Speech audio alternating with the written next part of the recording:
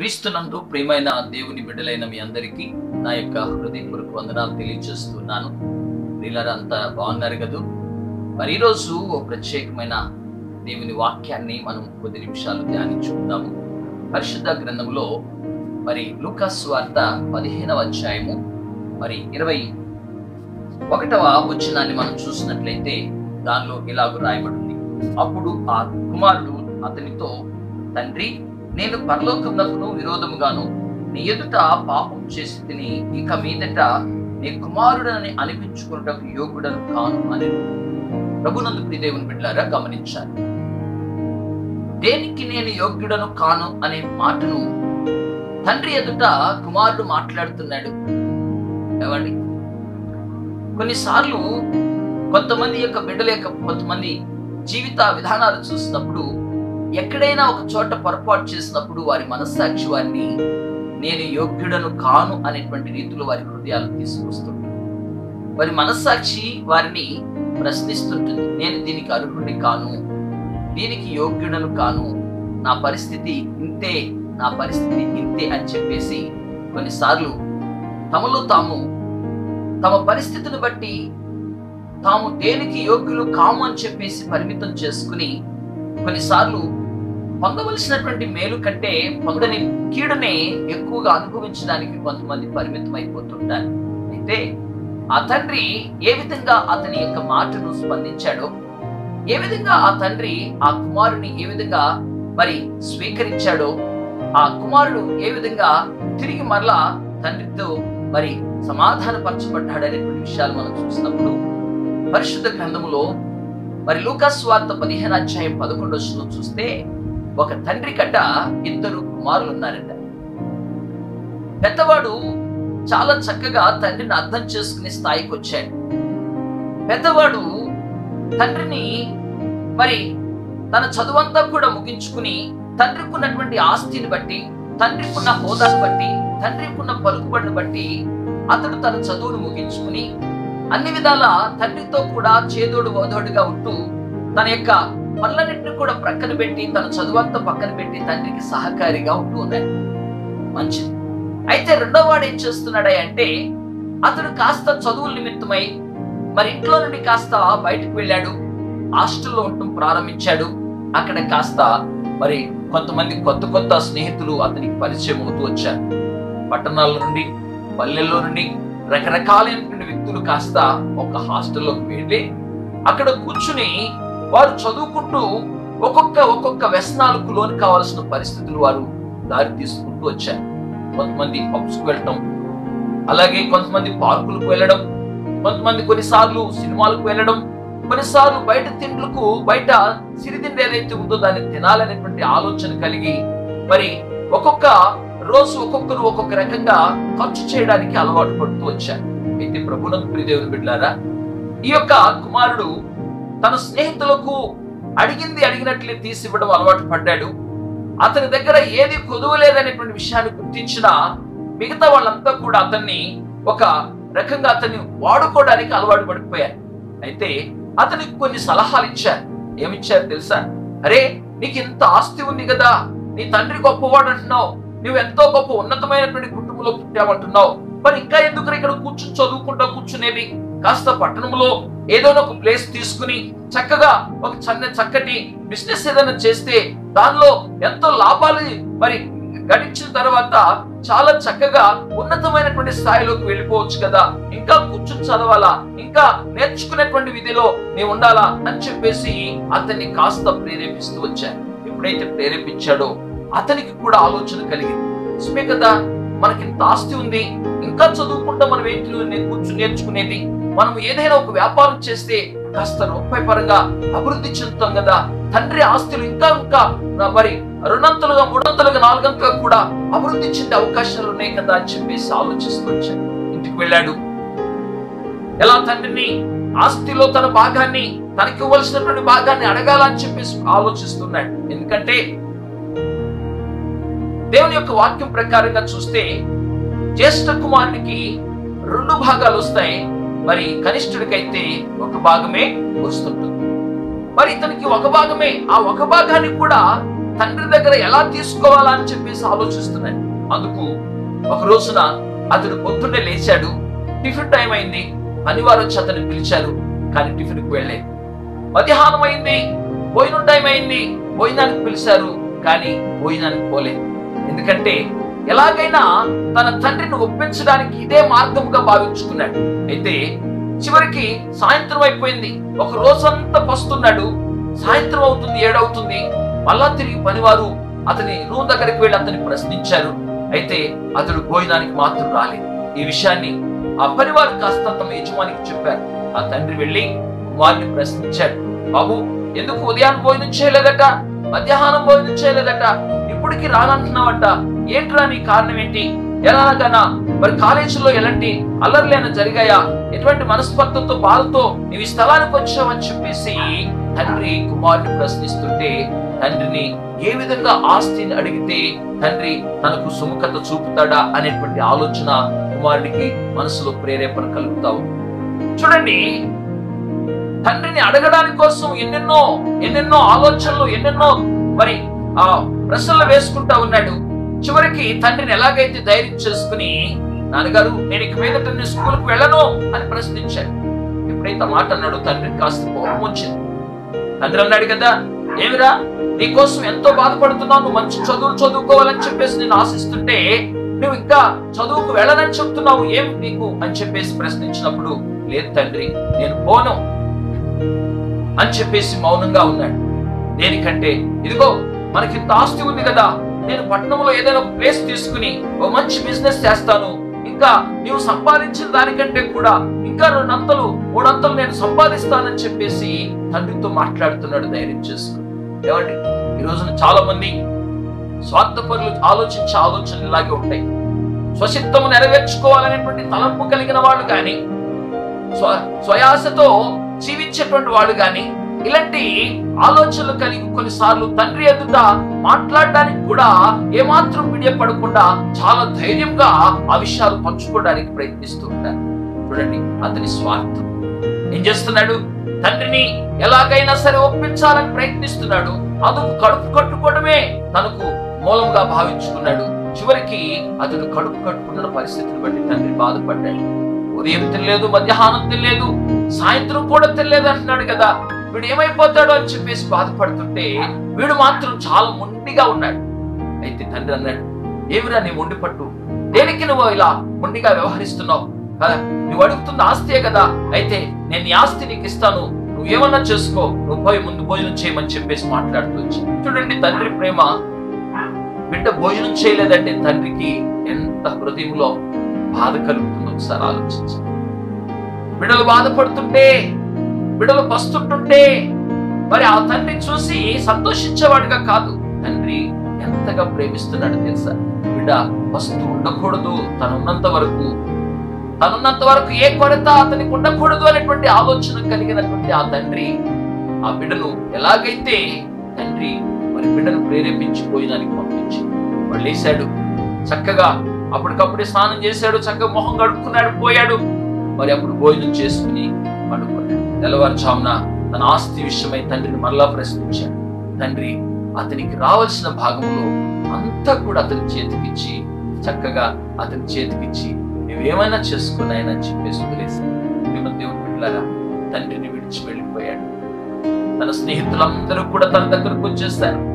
ఓ పట్టణాన్ని ఎన్నుకున్నాడు. ఆ పట్టణంలోకి ప్రవేశించి అక్కడ ఒక రూమ్ తీసుకున్నాడు.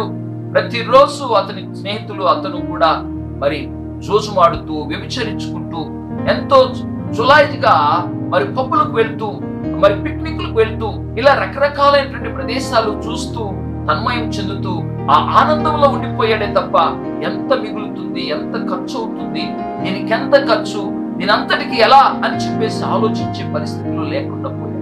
ప్రతిరోజు తన ఇష్టం వచ్చినట్లుగా, తన స్వేచ్ఛానుసారంగా, తన ఇష్టం వచ్చినట్లుగా తాను ఖర్చు చేసుకుని జీవించాడు. అయితే కాలక్రమాన అతడు తీసుకెళ్ళినటువంటి తండ్రి తనకిచ్చినటువంటి ఆస్తి అంతా కూడా దుర్వ్యాపారంలో పెట్టాడట. ఏంటది దుర్వ్యాపారాలు? ఎలాంటివి?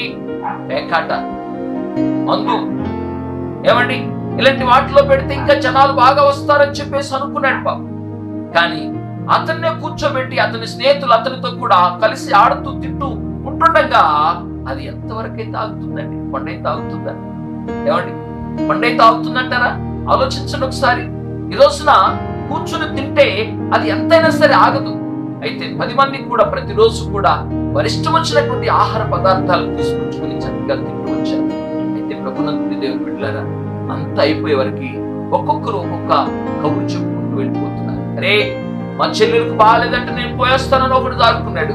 మరి మా అవ్వ చనిపోయిందంటే నేను పోయేస్తానని మరొకడు జారుకున్నాడు. ఇలా రకరకాలుగా ఒక్కొక్క కారణాలు చెప్పి ఒక్కొక్కడు జారుకుంటూ అతన్ని ఒంటరి వాడిని చేసేస్తాడు. చివరికి ఎప్పుడైతే ఒంటరి వాడైపోయాడో తన స్నేహితులు ఎవరు కూడా ఫోన్లు ఎత్తకుండా, తన స్నేహితులు ఎవరు కూడా అతను ఏం చేస్తున్నావు, ఏం తింటున్నావు, ఎలా ఉన్నావు, ఆ రూమ్ లో పరిస్థితి ఏంటని చెప్పేసి అతన్ని ప్రశ్నించకుండా ఎవరికి వాళ్ళే మౌనం ఉండటం చేత అతని పరిస్థితి అతనికి అర్థం కాని పరిస్థితి ఏర్పడింది. ఏమండి, తన దగ్గర ఉన్న డబ్బంతా అయిపోయింది. ఒకరోజు రూమ్ ఖాళీ చేయాల్సిన పరిస్థితులు ఏర్పడ్డాయి. భోజనానికి వెళ్ళడానికి హోటల్లో కూడా అతనికి భోజనం మరి దొరకని పరిస్థితి ఏర్పడుతూ వచ్చింది. డబ్బులు లేవు, జేబులో ఖాళీ అయిపోయాయి. అక్కడ పరిస్థితులు ఇంకా కాలక్రమాన ఆ పట్టణం అట కరువుతో వచ్చేసిందట. కరువు ఎప్పుడైతే వచ్చిందో అతని పరిస్థితి ఇంకా దిగజారిపోయిన పరిస్థితి. కడుపు నింపుకోవాలని ఆలోచిస్తున్నాడు. కొన్ని దినాలు అయిపోయింది కడుపు తిని, కొన్ని రాత్రులు అయిపోయింది కంటికి నిద్రపోయి, మనస్సు నెమ్మది లేదు, సంతోషం లేదు, సమాధానం లేదు. మీ దేవుని బిడ్డలారా, ఇంకా నువ్వు ఇలాంటి స్థితిలో ఎంతమంది ఉంటున్నా ఒకసారి ఆలోచిద్దాం. ఇలా మోసపోతూ తల్లిదండ్రులు విడిచిపెట్టి ఏదో సాధిద్దామని, ఏదో సంపాదిద్దామని చెప్పేసి బయటికి వెళ్ళి ఏవేవో మరి కబుర్లు చెప్పుకుంటూ ఈ రోజున ఎంతమంది జీవితాలు పాడు చేసుకుంటున్నారు ఒకసారి ఆలోచిద్దామా. ఈ యొక్క కుమారుడు కూడా అలాగే చేస్తూ వచ్చాడు. ఇలా చేసి చివరికి తన ఆస్తి అంతా అయిపోయిన తర్వాత ఇక కడుపు నింపుకోవడానికి కోసం అని చెప్పేసి ఆ యొక్క ఉన్న రూములో నుండి బయటకు వచ్చేసాడు. ఒక యజమాని అట, ఒక వ్యక్తి అట, ఒక చక్కటి వస్త్రాలు వేసుకుని అలా అరుగు మీద కూర్చుని ఉన్నాడు. అతని దగ్గరకు వెళ్ళాడు. అయ్యా, నువ్వు ఏ పని అప్పగించినా నేను చేస్తాను, నువ్వే పని అప్పగించినా చేస్తాను, ఇదిగో నాకు ఈ పూటకు పట్టెడు భోజనం పెట్టుమని చెప్పేసి అడిగాడు. ఏమండి, ఎంతో మందిని పోషించే తన తండ్రిని విడిచిపెట్టి, ఎంతో మంది పనివారితో గడిపే తన తండ్రిని విడిచిపెట్టి, ఎంతో సమృద్ధిని ఇచ్చేటువంటి తండ్రిని విడిచిపెట్టి ఒంటరి వాడై సమస్తాన్ని కోల్పోయి చివరికి మరి ఒక పూటికి కూడా మరి దొరకనటువంటి పరిస్థితుల్లోనికి దిగజారిపోవాల్సిన పరిస్థితి ఏర్పడుతూ వచ్చింది. అతనట పందులు మేపుతూ ఉన్నాడట. ఆ పందులు మేపుతున్న వ్యక్తిని పిలిచి, అయ్యా, ఈ పందులు కాస్తా ఉండు, నేను ఇంటికి పోయి నీకు భోజనం సిద్ధపరచుకుని వస్తాను అని ఆయన పాటికి ఆయన వెళ్ళాడు. ఇతడు ఆ పందులు కొటాయంలో చూశాడు. ఒక సంచి కనపడింది, వాటికి రోజు వేసే పొట్టు. ఆ పొట్టును చూసేవారికి తను కూడా ఆయన వచ్చేవారికి ఏ టైం అవుతుందో ఈ పొట్టన్నా సరే కాస్తంత గుప్పెడు తీసుకుని మనం దాన్ని తిని కాస్తంత నీళ్లు తాగుదామని చెప్పేసి ఆశపడ్డాడు. తిరిగి ఆ పొట్టును తీసుకుని నోటి దాకా వెళ్తుండగా పందులు రోజు తిని అలవాటు కదండి, పరిగెత్తుకుంటూ ఆ వాసనకి పరిగెత్తుకుంటూ వచ్చేసి పడిపోయి అతన్ని కాస్త తోసేసాయి. అతని వస్త్రాలు మీద మరి అతని వస్త్రాలు చిరిగిపోతున్నాయి, అతని ముఖం మీద తొక్కుంటూ వెళ్ళిపోతున్నాయి, అతని కడుపును తొక్కుంటూ వెళ్ళిపోయాయి. చివరికి పోయి ఆ సంచి దగ్గరికి వెళ్ళి తింటూ ఉంటున్నప్పుడు అతని వాటిని తొయ్యలేక నేసగిలిపోయి అలా బలహీనంగా అడుగునేశాడు. అతనికి మనసు వచ్చింది. ఆకలితో ఉన్నప్పుడు అతనికి మనసుకు వచ్చింది. తండ్రిని జ్ఞాపకం చేసుకున్నాడు. అయ్యో, నా తండ్రి ఇంట అనేక మంది పనివారు ఎంతో సంతృప్తిగా భోజనం చేస్తున్నారే, ఈ రోజు నేను ఈ స్థాయికి వచ్చినాను అని చెప్పేసి తనలో తాను అనుకున్నాడట. ఇక నేను పోదాం, తండ్రి దగ్గరికి వెళ్ళి, అయ్యా, నేను నీ కుమారుడుగా ఉండటకు నేను యోగ్యుడిని కాను గాని నీ పనివారులు ఒకడిగా నన్ను పెట్టుకో, ఎందుకంటే నీ కుమారుడిగా ఉండాల్సిన లక్షణాలన్నీ నేను పోగొట్టుకున్నాను కనుక నీ కుమారుడిగా కాక నీ పనివారిలో ఒకడిగా నన్ను పెట్టుకో అని చెప్పేసి అడుగుదామని చెప్పేసి అతడు ఆ పట్టణం నుండి నిదానంగా బయలుదేరుకుంటూ వచ్చేసింది. అయితే ప్రభునందు దేవుని బిడ్డలారా, తండ్రట తన కుమారుడు తన ఇంటిని విడిచిపెట్టింది మొదలుకుని తండ్రి ప్రతిరోజు కూడా తన బిల్డింగ్ పైన, ఇంటి పైన ఎదురు చూస్తా ఉన్నాడు. నా కుమారుడు ఈ రోజు వస్తాడు, ఈ రోజు వస్తాడు, ఈ రోజు వస్తాడు అని చెప్పేసి తండ్రి ప్రతినిత్యము కూడా ప్రతిరోజు తన మిద్ది మీదకి వెళ్ళి ఏ దారిలో నుండి వస్తున్నాడా అని చెప్పేసి ఎదురు చూస్తాం. ఎందుకు తెలుసా? తండ్రి ప్రేమ అలాంటిది. మన కోసం ప్రతినిత్యము కనిపెట్టుకునేటువంటి ప్రేమ, ప్రతినిత్యం మనల్ని కనికరించే ప్రేమ, మన ప్రతినిత్యము కూడా మన జీవితాల్లో ఉన్న ప్రతి పొరపాటును కూడా కప్పిపెట్టుకుని ఆయన విలువైన ప్రేమను చూపడానికి కోసమై చూపించేవాడే నిజమైన తండ్రి. తండ్రి ప్రతినిత్యము చూస్తాం. అయితే కుమారుడు వస్తున్నాడట, చాలా నీరసగిలిపోయాడు, బట్టలు మార్చిపోయాయి, గడ్డం పెరిగిపోయింది, చూడడానికి చాలా అసహ్యంగా ఉన్నాడు. కానీ అతని అడుగులు చూసి తండ్రి ఆ బిల్డింగ్ మీద నుండి ఆ యొక్క మిద్దిపై నుండి పరిగెత్తుకుంటూ వచ్చి ఆ కుమారుని గట్టిగా ముందు పెట్టుకున్నాడు. మరి వారందరూ కూడా చాలలో పనిచేస్తా ఉన్నారు, గట్ల మీద పనిచేస్తా ఉన్నారు. ఏమిటి మన యజమాని పరిగెడుతున్నాడని చెప్పేసి అందరూ వారి వారి పనులను వదిలేసేసి పరిగెత్తుకుంటా యజమాని వెనకాల పరిగెత్తుకుంటూ వస్తే యజమాని ఎవరో ఒక వ్యక్తిని ముద్దు పెట్టుకోవటం చూసి వారందరూ చుట్టూ వేసి, అయ్యా ఎవరితనో ఇంత కప్పు కొడుతున్నాడే, ఇంత అసహ్యంగా ఉన్నాడే, ఎవరితనో ఇంత మరి గడ్డం పెంచుకున్నాడు, పిచ్చివాళ్ళలాగా ఉన్నాడు, ఇతను ఎవరు అని చెప్పేసి మళ్ళీ వారందరినీ చూసి అసహించుకునే స్థాయికి వచ్చేస్తారు. మరి వారి దృష్టిలోనే అతడు చాలా నీచముగా కనబడ్డాడు. నిజమే ప్రభునందు ప్రియ దేవుని బిడ్డ, ఈ రోజున మన జీవితాల్లో జరుగుతున్నటువంటి పాపము మన నీచమైన స్థాయిలోనికి తీసుకువెళ్ళిపోతుంది. మన కుటుంబానికి కానట్లుగా, మన రక్త సంబంధులకు కానట్లుగా, మన బంధువులకు కానట్లుగా, మన స్నేహితులకు కానట్లుగా, మన అనేటువంటి వారందరూ కూడా మనల్ని అసహించుకునేటట్లుగా చేసేది ఏంటో తెలుసా? మనలో దాగి ఉన్న రహస్యమైనటువంటి దోషం మన జీవితాన్ని అందరికీ అసహ్యం చేస్తుంది. కనుక ఈరోజు అతని స్థాయి చూస్తే ఎంతో గొప్పగా బ్రతకాల్సినటువంటి వ్యక్తి అతని పనివారి అతన్ని అసహించుకునే స్థాయికి వెళ్ళిపోయాడు. కానీ తండ్రి అయితే ఆ కుమారుడు అందరూ ముక్కులు మోసుకున్నారు, కానీ తండ్రి ఇలా అలా స్వేచ్ఛగా అతని మీదకి వెళ్ళి అతని గుర్తు పెట్టుకుని కౌగిలించుకున్నాడని ఎందుకు తెలుసా? తండ్రి అటువంటి దుర్వాసనలన్నింటినీ కూడా ప్రేమతో ఎందుకంటే ప్రేమ అపారమైన ఆశ్చర్యమైన ప్రేమ కనుకనే కుమారుడు తిరిగి వస్తున్నప్పటికీ కూడా అతని మీద ద్వేషమో కోపమో ఆవేశమో కనపరచవలసినటువంటి తండ్రి అతన్ని ప్రేమిస్తున్నాడు. కారణం ఆయన ప్రేమ ఆశ్చర్యమైనది. బిడ్డలను శిక్షించడమే ఆనవాయితీగా కాకుండా ఆ యొక్క కుమారుని తిరిగి అతని దోషములన్నింటినీ కూడా ప్రక్కన పెట్టివేసి అతన్ని తిరిగి ప్రేమించడానికి అతడు ఆశించాడు, కౌగిలించుకున్నాడు, ముద్దు పెట్టుకుంటాడు. వెంటనే పనివారికి పిలుస్తున్నాడు కదా, వీడిని తీసుకుని వెళ్ళి చక్కగా స్నానం చేయించి ఆ గడ్డమంతా కూడా గీయించేసి చక్కగా స్నానం చేయించి వీడికి ప్రశస్తమైనటువంటి వస్త్రాలు అతన్ని ధరింపచేయండి, అతనికి ఒక మంచి ఉంగరాన్ని తొడగండి, అతనికి మంచి జోడును తొడిగించండి అని చెప్పేసి తన పనివారితో చెప్పినప్పుడు పనివారు అతన్ని తీసుకెళ్లి చక్కగా రెడీ చేస్తూ వచ్చారు. ఏమన్నాడు కుమారుడు? నేను యోగ్యుడను కాను అన్నాడు. కానీ తండ్రి మరలా అతన్ని ఏదైతే పోగొట్టుకున్నాడో, ఏదైతే జార విడుచుకున్నాడో, ఏదైతే తన స్థాయిని జార విడుచుకుంటూ వచ్చాడో దాన్ని తిరిగి ఆ తండ్రి అతనికి ఇస్తున్నాడు. కనుక ప్రియమైన దేవుని బిడ్డ, ఈ రోజున నీకు నాకు ప్రభు మాట్లాడుతున్న మాట ఏంటో తెలుసా? పాపం వల్ల ఒకవేళ నీవు తండ్రికి దూరం అవుతున్నావు, మనము తండ్రిని దేవునికి దూరం అవుతున్నావేమో.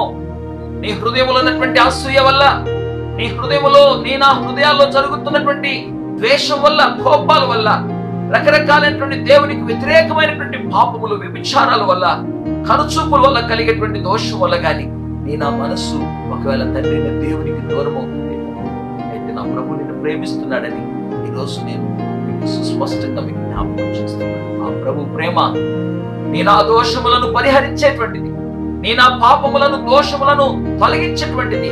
ఆయన ప్రేమ ఎంతవరకు అంటే దేవుడు లోకమును ఎంతో ప్రేమించెను కాగా తన అద్వితీయ కుమారునిగా విశ్వసించిన వారికి నశింపక నిత్య జీవాన్ని అనుగ్రహించేంత గొప్ప ప్రేమ మన పట్ల దాచి ఉంచాడు. ఎందుకు తెలుసా? మనం ఎంత ఘోరమైనటువంటి పాపంలో ఉన్నప్పటికీ కూడా ఆ పాపములను కొట్టివేయగలిగిన వాడు, పాపములను తీసివేయగలిగిన వాడు, పాప దోషములన్నిటి నుండి మనను విడిపించగలిగినటువంటి వాడు ఆ తండ్రి అనేటువంటి విషయాన్ని మీకు జ్ఞాపకం చేస్తున్నాడు. కనుక ఆ తండ్రి ప్రేమను మరొక్కసారి మనం అర్థం చేసుకోవాలని ప్రభు పేరు మనం చేస్తున్నాం. దేవుని ప్రేమ ఎంత శ్రేష్టమైనదో, దేవుని ప్రేమ ఎంత విలువైనదో.